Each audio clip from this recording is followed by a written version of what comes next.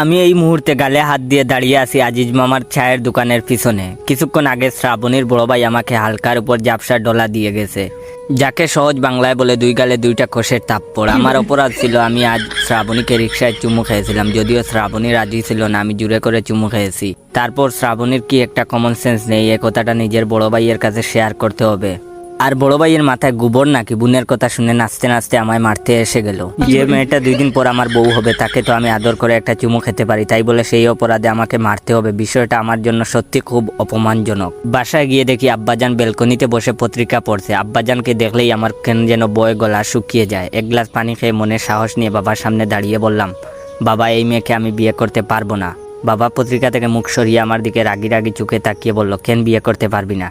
আমি মনে মনে ভাবলাম, এখন যদি বাবাকে বলি আমি শ্রাবণীকে চুমু খেয়েছিলাম, সেজন্য ওর ভাই আমাকে মেরেছে, তাই আমি শ্রাবণীকে বিয়ে করবো না, তাহলে আমার কপালে খারাপ আছে। তাই আমতা আমতা করে বাবাকে বললাম, বিয়ে করবো তো বাবা, এমনি মজা করে বলছি বিয়ে করবো না। কথাটা বলে আমি যখন আব্বাজানের সামনে থেকে চলে যাব, তখন আব্বাজান আমায় ডেকে বললেন, বাবা জয়, আমার কাছে একটু আয় তো।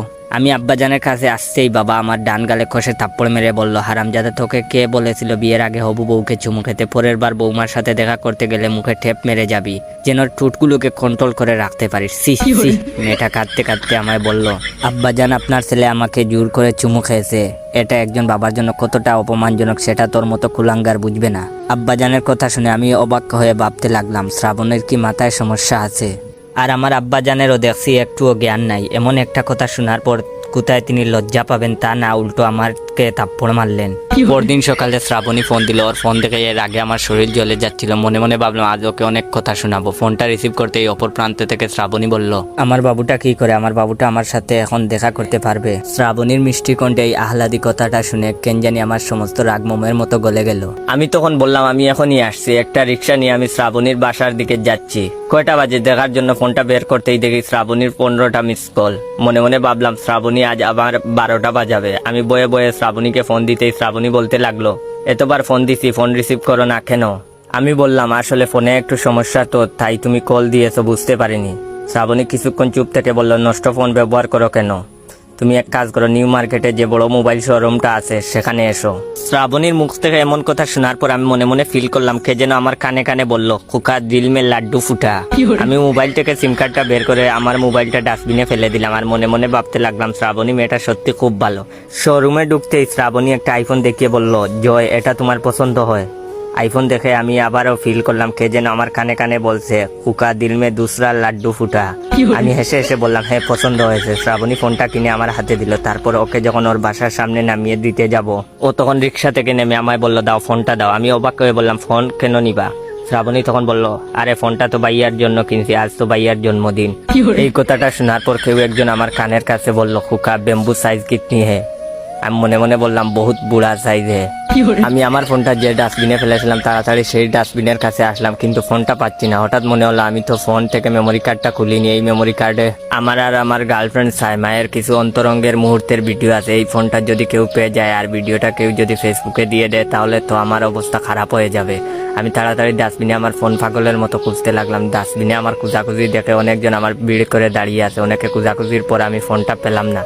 ক্লান্ত শরীরে বাসায় ফিরলাম। মা আমাকে দেখে নাক চেপে বলল, তুই ময়লা থেকে উঠে এসেছিস নাকি? আর তোর বাবাকে তো ফোনে পাচ্ছি না। আমি মাকে বললাম, বাবাকে পরে খুঁজে বের করো, আগে আমাকে 1 গ্লাস শরবত করে দাও। সোফায় বসে টিভি অন করতেই দেখলাম আমাকে আর বাবাকে একসাথে খবরে দেখাচ্ছে। আর রিপোর্টার বলছে উনি হলেন চৌধুরী সাহেব। উনার টাকার পাহাড় থাকলেও উনার সন্তান আজ অবহেলিত। উনার সন্তান ঢাকা শহরের বিভিন্ন ডাস্টবিনে খাবারের সন্ধানে ঘুরে বেড়ায়। ইতিমধ্যে চৌধুরী সাহেবকে পুলিশ গ্রেফতার করেছে। উনি তার সন্তানকে কিভাবে অত্যাচার করে তার একটা ভিডিও আপনাদের দেখাচ্ছি। ভিডিওতে দেখলাম গতকাল বাবা যে আমার এই থাপ্পড় মেরেছিল সেটাকে যেন ভিডিও করে ওদের দিয়েছে। তার একটু পরেই শ্রাবণী আর শ্রাবণীর ভাইকে খবরে দেখাচ্ছে। শ্রাবণী কান্না করছে আর শ্রাবণীর ভাই সাংবাদিকদের বলছে, ওই ছেলের সাথে আমার বোনের বিয়ের হওয়ার কথা ছিল, কিন্তু যে ছেলে নিজের ঘরে এত অবহেলিত সে কি করে আমার বোনের দেখাশোনা করবে? এই ছেলের কাছে আমি আমার বোনকে বিয়ে দিব না। খবরের মাঝখানে এইবার অনন্ত জলিলকেও দেখা যাচ্ছে। অনন্ত জলিল বলছে, আমি ছেলেটার ভিডিও দেখেছি, খুব কষ্টদায়ক ভিডিও। খাবারের সন্ধানে ছেলেটা পাগলের মতো ডাস্টবিনে খাবার খুঁজছিল। আমি কথা দিচ্ছি, আমি ছেলেটার কর্মসংস্থানের ব্যবস্থা করব। না আর সহ্য করা যায় না। আমি টিভিটা বন্ধ করে তাড়াতাড়ি থানায় গেলাম। অনেক কষ্টে বাবার জামিনের ব্যবস্থা করলাম। ওসি সাহেব আমাকে দেখে কাঁদতে কাঁদতে বলল, এমন সন্তান যেন ঘরে ঘরে জন্মায়। বাবা এত অত্যাচার করার পরেও বাবাকে মুক্ত করতে সন্তান ঠিকই এগিয়ে এসেছে। জেল থেকে ছাড়া পেয়ে বাবা আমাকে দেখেই বলল, আমি আজ ইতিহাস করব। বাবার হাতে ছেলে খুন, তোর মতো কুলাঙ্গারের বেঁচে থাকার অধিকার নেই। আমি দৌড়াচ্ছি আর আমার পিছনে বাবা, আর বাবার পিছনে কিছু সাংবাদিক যাদের খেয়ে দেয়ে কোনো কাজ নাই। আর ভিডিওটা কেমন লাগলো অবশ্যই শেয়ার করে জানাবেন। ইদানিং দেখি আমার ফেক অ্যাকাউন্টগুলোতে আমার অ্যাকাউন্টের চেয়ে বেশি লাইক কমেন্ট আসে। এগুলা দেখার পরে অনেক কষ্ট লাগে। আমি এত কষ্ট করে ভিডিও বানাই আর আমার আইডিতে লাইক কমেন্ট কম।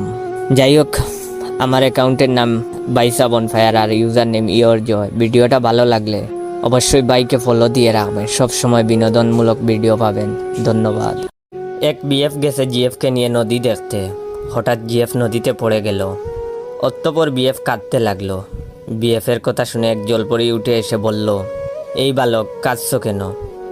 বিএফ বলল, আমার জিএফ নদীর জলেতে পড়ে গেছে তাই কাঁদছি। জলপরি বলল, আচ্ছা অপেক্ষা করো, আমি তোমার জিএফকে এনে দিচ্ছি। এই বলেই জলপরি জলেতে ডুব দিল। অতঃপর জলপরি নিয়ে এলো এক কালো মেয়েকে।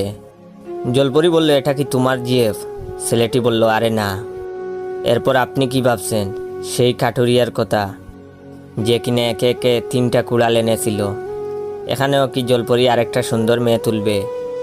কিন্তু না, জলপরি বিএফকে একটা থাপ্পড় দিয়ে বলে, হারামজাদা ভালো করে দেখ, এটাই তোর জিএফ। জলে পড়ে মেকআপ ময়দা উঠে গেছে। ভিডিওটা কেমন লাগলো অবশ্যই কমেন্ট করে জানাবেন। আর মেকআপ সুন্দরীরা দয়া করে গালাগালি করবেন না।